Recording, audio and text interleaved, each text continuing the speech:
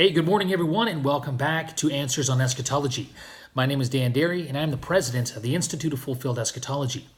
We are in the middle of a study on Matthew chapter 24 and the Great Olivet Discourse, and I've been sharing some thoughts out of verses 28 last video, and I'm going to do the same thing today. So, if you remember from the previous video, we demonstrated to you that when Jesus talks about, he says, wherever the corpse is, there the eagles will be gathered. We showed you from Jeremiah 7, and not to mention the context of Matthew 24 alone, but from Jeremiah 7 that Rome was this eagle, okay, this bird of prey that was at this time about to devour Israel, okay, the Jews in Jerusalem who Jesus likened to this dead body, this dead corpse. We showed you that from, once again, Jeremiah 7, and we compared Jesus' words in Luke 19 to make that connection. I want to do the same thing in this video, only from a few other texts in the Old Testament and from Paul's words, okay? So just like Jesus applied Old Testament prophecy that identified Jerusalem as a dead carcass and Rome as a wild bird or a devouring vulture or eagle, Paul does the exact same thing. He applies the destruction of Jerusalem that would come upon Israel in the first century to the Roman eagles that were about to devour this dead carcass, Israel. Watch this. Go with me to Deuteronomy chapter 32. I'm going to read verses 15, 26, and then down to 49 and 50. Deuteronomy chapter 28 and verse 15. But it shall come about, if you do not obey the Lord your God to observe to do all his commandments and his statutes with which I charge you today, that all these curses will come upon you and overtake you. Okay, so this context is Moses warning Israel that in their last days, okay, these punishments and these curses will come upon them if they don't heed the law of Moses, if they don't heed their covenant. Okay, go with me down to verse 26 now. Watch this. This is what he says will happen. Your carcasses will be food to all birds of the sky. Whoa, that's Matthew 24:28.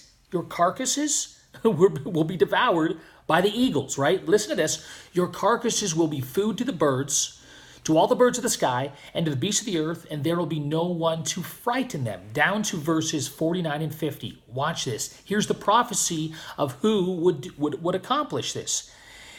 Deuteronomy 28 and 49 and 50. The Lord will bring a nation against you from afar, from the end of the earth.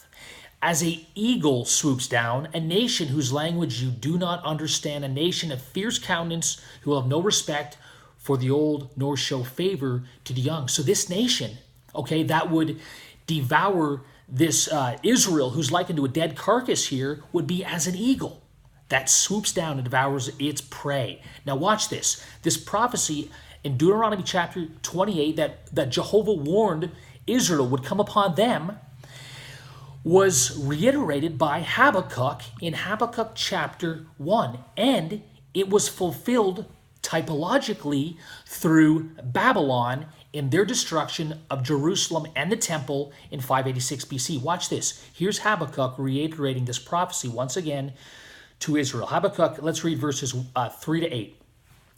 Why do you make me see iniquity and cause me to look on wickedness? Yes, destruction and violence are before me. Strife exists and contention arises. Therefore the law is ignored and justice is never upheld. For the wicked surround the righteous. Therefore justice comes out perverted. Look among the nations, observe, be astonished, wonder, because I am doing something in your days you would not believe, even if you were told. Now, what he was doing was he was destroying their nation, and he was about to desecrate and destroy their temple. That's what they wouldn't believe. Now watch this. For behold, I'm rising up the Chaldeans, that fierce and impetuous people who march throughout the earth to seize dwelling places which are not theirs. They are dreaded and feared. Their justice and authority originate with themselves. Their horses are swifter than leopards and keener than wolves in the evening. Their horsemen come galloping. Their horsemen come from afar. They fly like an eagle swooping down to devour. So Habakkuk is reiterating this warning and prophecy of Deuteronomy 28. A fierce nation would come upon Jerusalem for their covenantal disobedience as an eagle, right, to devour Israel. That's the prophecy. And the context is he's doing this marvelous work that they would not believe, and that work was the destruction of their nation. Now watch this. This took place in 586 BC. The prophecy of Deuteronomy 28 was fulfilled typologically through the Babylonians in the destruction of Jerusalem. But Paul picks up this prophecy of Habakkuk and applies it to his first century context. And what Paul means, what Paul is telling his audience, is that what's coming upon them, the Jews of his day, and what is about to come upon Jerusalem is the fulfillment of Deuteronomy 28, Habakkuk chapter 1, and Paul identifies Rome as this eagle, okay, that swoops down and is about to devour Israel, who has become this, this dead carcass. Go with me to Acts chapter 13. Watch this. Let's begin in 38 down to 41. Now, Paul, he's in Antioch of Pisidia. He stands up in the synagogue. He rehearses Israel's history, good and bad, and this is what he comes to.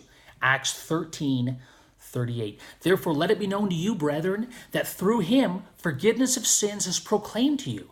And through him everyone who believes is freed from all things which you could not be freed through the law of Moses. Therefore, take heed. See, Paul is exchanging obedience to covenant, the old covenant, to obedience to the gospel, okay, or destruction. Therefore take heed, so that the things spoken of in the prophets may not come upon you. Behold, and he's quoting Habakkuk chapter 1. Behold, you scoffers, and marvel and perish, for I am accomplishing a work in your days, a work which you will never believe, though someone should describe it to you. Paul is saying that, listen, if you don't accept Jesus as Messiah and repent, Habakkuk's prophecy, which was Deuteronomy 28, is going to come upon you. What's he saying? Your temple, your city, and your nation will be destroyed by a foreign army.